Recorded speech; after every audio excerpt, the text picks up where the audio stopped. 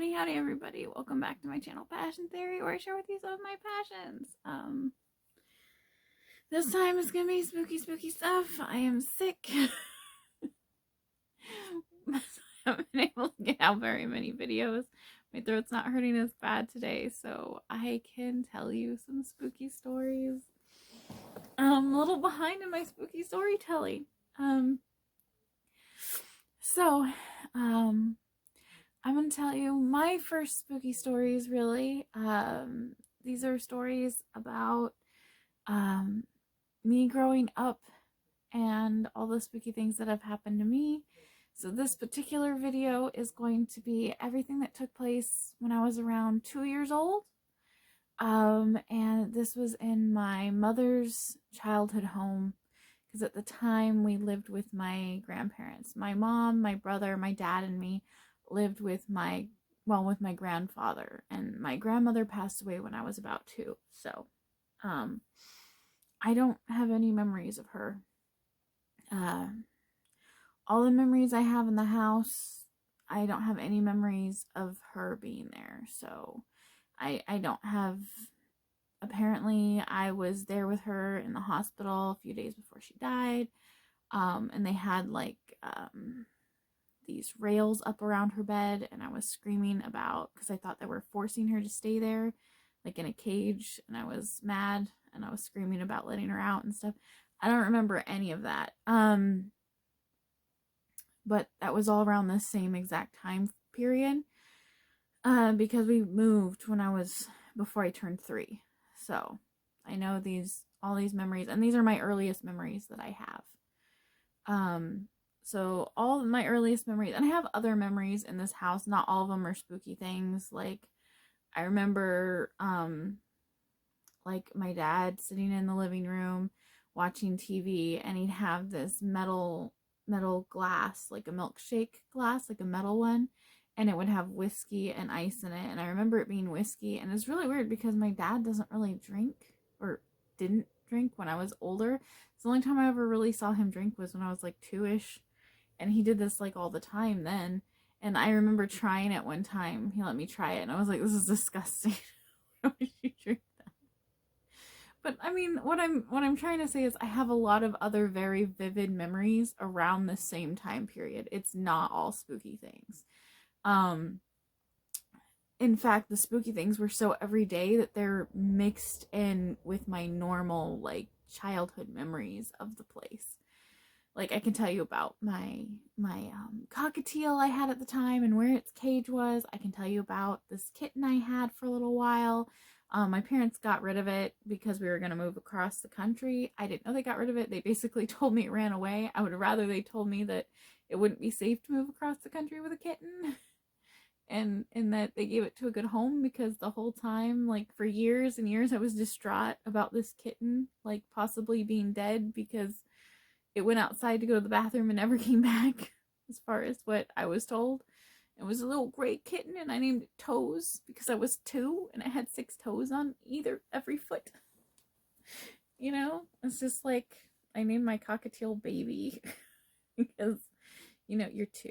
You don't have, but yeah, what I'm trying to get at is I do have other very vivid memories of the same time period of the same house. So it's not weird, especially with how much activity was going on in the house. It's not weird that I have a lot of memories of spooky things as well in the house. So the first memory I have, my first ever memory I've ever had, was I remember being, I don't know how old I was for this one, but this is the first memory I have in my brain. I don't know, because I was so little. I don't know if it was a nightmare and it just stuck with me this long.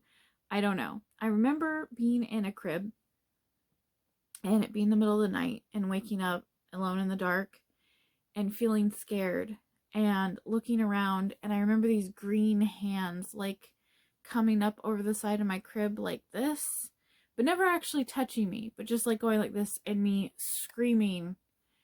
And I remember like the light turning on and somebody coming in, but I don't remember anything after that. So that could have been a sleep paralysis type of a thing. That could have even been my older brother playing a prank on me when I was a baby. I don't know, but that's the first memory I have in my life. It's the very first memory that I have. Um, they look like green slimy hands, but I was also, I don't even know how old I was when I had that memory, because that's the only memory I have ever of a crib or anything. When I was 2, I don't remember sleeping in a crib, but I might have, because those memories are splotchy. I have a couple really stark memories in amongst a sea of nothingness, basically, from the time I was 2. That's the first dream or not dream, that's the first thing I ever remember happening, but it could have been a dream. But yeah, it could have easily been around Halloween, and my brother had like spooky swamp thing hand type things, or zombie hands or something. After that, the next memory I have of spooky things, not of just in general, but of spooky things, is like, I still remember the whole layout of how the house was at the time. I have a lot of memories of this house from that time. So I remember the next spooky thing that happened was I was in the house and I was looking for my dad, and I heard a noise and looked up, and I saw him in the doorway to the backyard. And then I saw him walk out into the backyard, and I was calling for him and he was ignoring me. So I walked out and followed him. And then I looked around when I was in the backyard, and I saw him turn the corner, going that direction. And so I turned and I called for him, and he didn't acknowledge me. And so I followed him around the corner of the house. Like, I was like running, and he was walking really slow. Like, he just slowly walked around, never turned back to look at me. I could just see his back, right? And he turned the corner, and I ran as fast as I could. I got to the side of the house, and I saw him again, just turning the corner. But he wasn't running, and I was running, and I didn't think much of it, like, then, because I was 2. Like, I probably just figured long legs, you know. Now, if this had happened to me nowadays, I would have stopped then and been like, no, no, something's wrong. So this kept happening. I would get to the corner, and he'd be just turning the corner. And, you know, and the thing is, these are different lengths, because the house is like a rectangle. Okay, so like some sides of the house are much shorter than other sides of the house. The front and back are long, and the sides are skinny. And there's no way that, like, when I cleared the short side of the house, that he would have been able to be turning the corner on the other side, unless he was booking it to like mess with me. And it didn't appear that way, because he was just walking, right? So I'd gone around this house like 2 or 3 times, like just chasing after my dad, yelling for him this whole time. And then finally I heard my dad's voice from the living room, which there's the front. Okay, so the kitchen opens to the back door of the house and the backyard, and then the living room opens to the front yard. And I had like come out of my room or something and went into the, like, when I was looking for my dad, and I had gone into the kitchen. And that's when I saw him leaving. So I heard him calling me when I was in the front yard from inside the living room. So I went in the house, and he was like, "What are you doing? I've seen you like run around the house yelling something, but I can't understand you.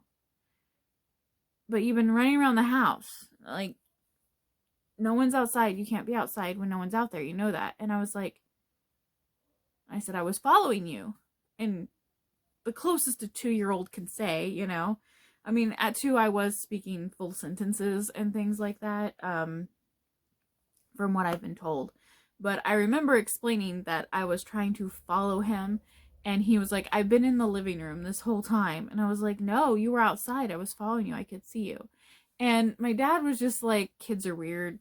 And he's like, no one's outside. We're all inside. And this, the time of day, it was just about getting, like, it was like sunset. And I had started when it was still light outside, and it had like slowly gotten like not quite dark, but almost dark. And my dad was like, "You need to go to bed and take a bath anyway." But I remember my mom just telling me, don't chase, like, if my dad will always answer me, and not to chase after shadow things is what she called it. And she asked me if I ever saw my dad's face, and I told her no. Every time he turned the corner, like, it was too dark to see his face. It just didn't look like he had a face, but it looked like my dad's silhouette. And she was just like, "Don't chase shadow things. What are you doing? Don't go after shadow things." And that's so you got to remember, like, that happened when I was like 2. I know I had to have been 2. Because that's the only time we lived in that house. Then so this is why, like, this kind of things is why when I was in, like, elementary school and stuff, people thought I was really weird, because people would talk about ghosts like, "Ooh, ghosts are just like this spooky, like, story. It's a spooky story, like Santa Claus." Like, I knew Santa Claus wasn't real, right? And I was just like, no, ghosts are real. Like, to me, saying ghosts aren't real was like saying cats aren't real. I'm like, but you see them every day. So how can you say they're not real? You see them or their effects, like, all the time. And all the kids were like, "You're nuts." And I'm like, what? Like, I thought everybody, because of how relaxed my mom was, my mom never said they weren't real. My brother never said they weren't real. We saw them all the time as a family together. Like, we'd see stuff happening. My dad ignored it, but he didn't really say, like, in front of me they weren't real until I was, like, a teenager. So I thought everyone dealt with this kind of stuff.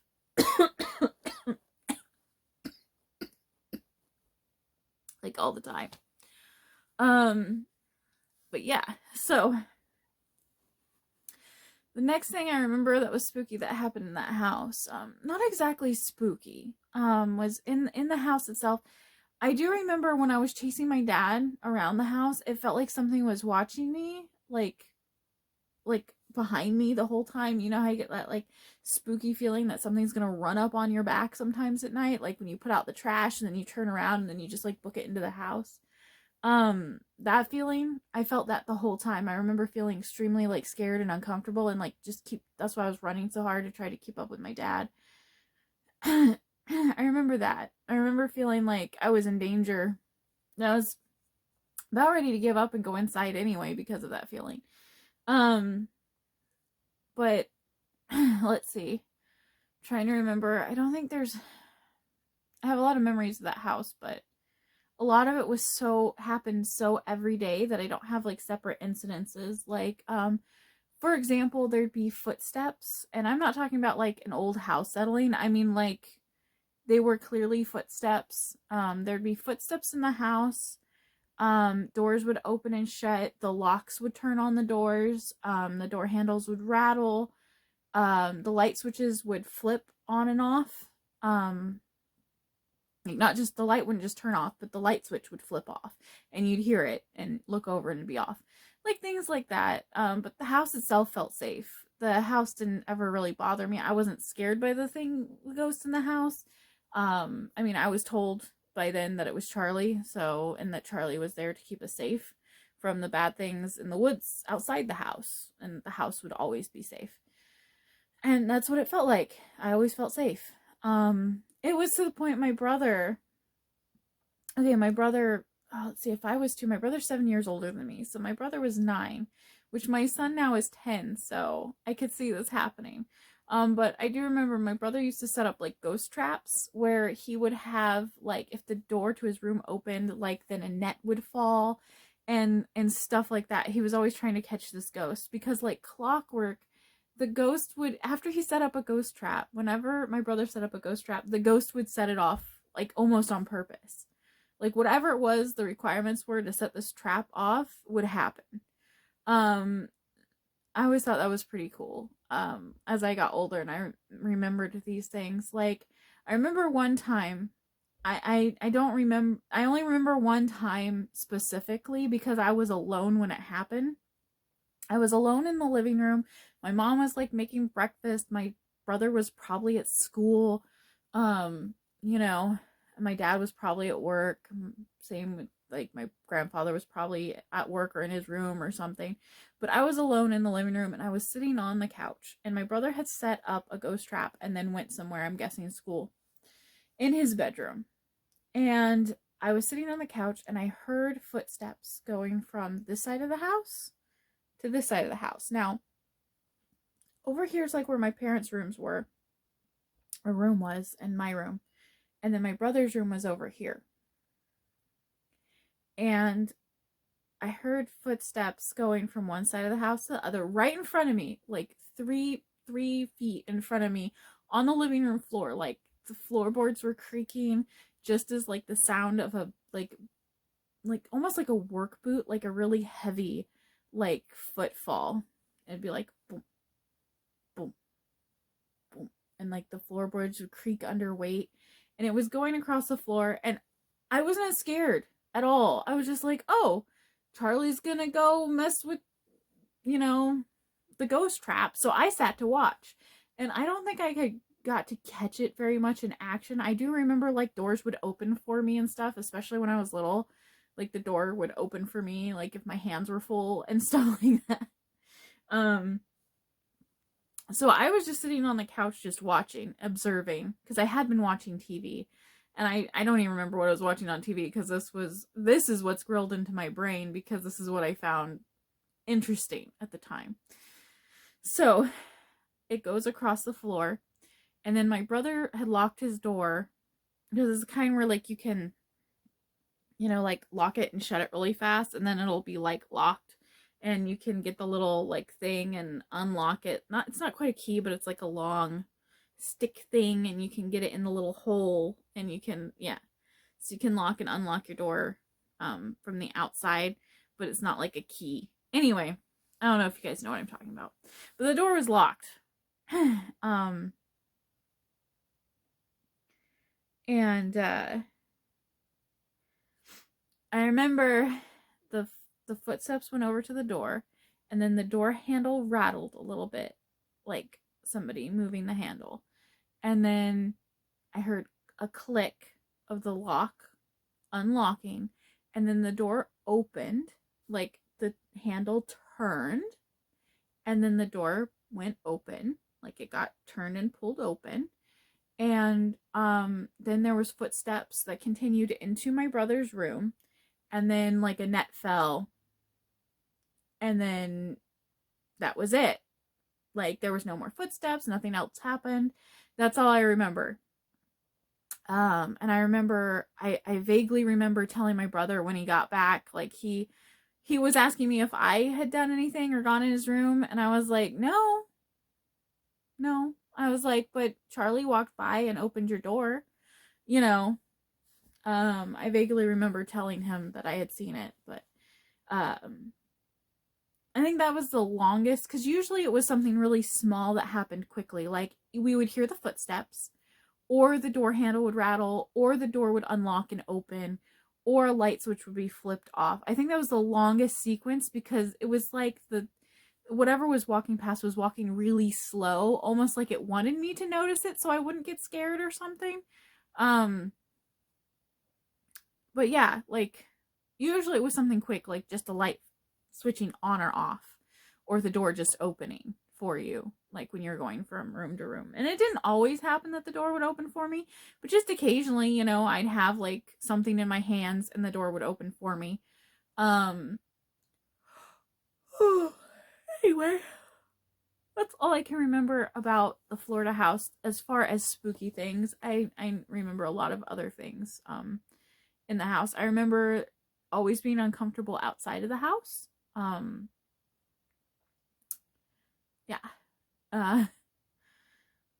yard, I didn't like the yard, but I have plenty of other memories of that house. Like, okay, like this one time, this isn't spooky, but it's just, here you go, you can tell we're in Florida in the South.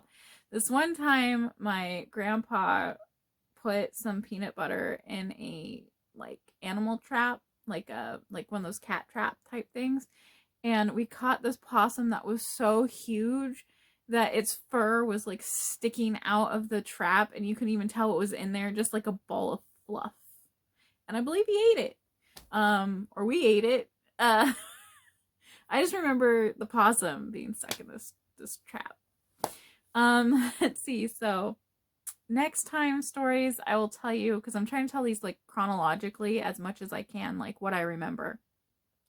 And if I have ever anything that like I remember later, I'll tell you, because I have journals and stuff that I have to look through for some of these things, because I started keeping a journal when I was about 6 or 7. As soon as I could write, I started keeping a journal of like the weird stuff. As soon as I could write and like people were telling me that things weren't real, and I realized that I had started to forget some of the things, then I started writing them down. So around the same time I was in school, because in kindergarten I could read and write before I went into kindergarten. So I might have gotten the idea in first or second grade by a teacher to keep a journal. Like we were just supposed to keep journals, and I decided, to improve our handwriting, and I decided to keep like a spooky thing journal at home as well. And I kept that up until I was like 20, and then like about 25 actually, until things stopped happening so often. If I can find my journals, it'll help refresh my memory of some of the things that happened during that time. Let's see. So after Florida, we moved in with my uncle, my dad's brother, we moved to Texas with them, but we didn't live with them. Then we lived with them for a while, and I don't remember anything spooky happening then in that house. I have lots of memories of that time, but nothing spooky. And then we followed them to Oregon, and that's when spooky stuff started happening again. So let's see. I have one story from when we lived in this teeny tiny RV. It was like the kind that hooks up to a truck, like super tiny one. I'm talking probably like 20 feet long, maybe. Yeah, like tops, maybe not even 20 feet, like 15 feet. My brother lived, no, my brother had a room that was a tent outside of the trailer because he didn't want to be in the RV with all of us because it was very tiny.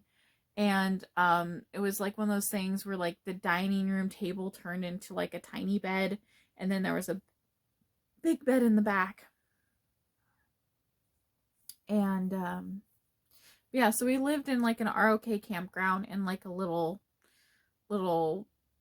trailer thing, little RV, and type thing, the kind that attaches to a truck or a car. And but it wasn't like the camper kind. It was the kind that is a full like little trailer, and then it hooks up with like a hitch, but it can be drug around. It's not like a mobile home. Like a single wide trailer mobile home is much bigger, like it's about 3 times as big as what this little thing was. The only thing I remember happening there was one time I was sitting on my parents' bed, and I had this little stuffed red dog that I think was supposed to be Clifford, the big red dog, but it was my dad's toy or something. My dad had a lot of little stuffed animals and stuff. And he had this for years. And it was up on top of the TV. And I was like watching TV, and I was before I was in school. I wasn't in school yet, so I was probably about 4. And I was sitting on the bed, and I got this weird feeling. Now, it's a feeling I get before something happens. It's almost like if you've ever been in an electrical storm or like a thunderstorm and lightning's about to strike near you.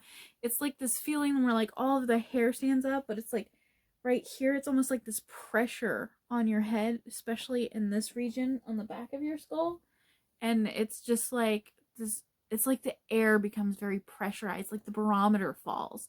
Like if you've been in a place where there's thunderstorms or tornadoes and you feel that barometer fall feeling and your body reacts to it, it's very much that feeling, and I can get it anywhere. And like I'll walk into a house and I'll get that feeling, and I'll be like, ooh, things probably happen here, but so I was sitting there and I got that feeling, and now I don't get that feeling when if it's happening all the time. Like when I was anytime I'm in a place where like things are happening all the time, that kind of is always the feeling. Like there's just the barometer's always there. Like, but this time there was nothing, and then I got that feeling, and this little stuffed animal was on top of the TV, the little Clifford dog. And I remember just looking up at it, and like it was almost like it became my whole world for a couple seconds. Like I knew something was going to happen. I didn't know what, but it just felt like something was going to happen, and it was going to have to do with that stuffed animal. Because I was watching TV, there was no reason for me to be like so drawn and staring at it, but I couldn't take my eyes off of it, and it was weird. And I just knew something was going to happen. And then all of a sudden it like flew down. Like it didn't fall off. It like flew down at an angle. So like if this is the TV and I'm sitting over here, right? I actually at this point had stood up to get off the TV off the bed and leave, because I didn't like the feeling. So I had stood up, and as soon as I stood up, this little dog that's up here, it didn't just go, it came down like, let's do it this way. It came down like this in an arc like that and landed at my feet like very slowly. When I say it didn't just like, I mean, this is how slow it traveled. Like something had a hand on it and was like going like this. Like it was traveling that slow, like very slow. And it came, and not only did it land in my feet, but it like turned and twisted almost like it was like you know when drag racers, like when they're like and they like make like that, what is it, drifting, and they go like that. That's what it did at my feet. It went like and landed like at an angle. So it actually landed, it came at me like it was sideways on top of the TV, sideways. It was sideways on top of the TV. And then it turned when it was falling, so it was facing me. And then when it landed at my feet, it actually ended up landing facing away from me. And I don't remember being scared. I remember thinking that was the first time I was like, that was weird. I was like, that was weird. That didn't just fall. That was kind of weird, but I wasn't scared. But yeah, after that, we were living in Oregon at a time, and then after that, we moved into the White House, and I have a whole bunch of stories about the White House. Oh my gosh. And that will be for another time. But that is all teeny tiny Leslie's stories, because the White House, I started elementary school and kindergarten. So, I was a little bit older and a little more cognitively developed at that point. So yeah, I will tell all this, well, not all this, maybe all the stories that I can remember about the White House, at least the first chunk. But see you guys next time. Remember to make room for your own passions. Stay healthy. No, I do not have the COVIDs. I took a test. It's just a normal, horrible little cold. Okay, bye everybody. See you next time.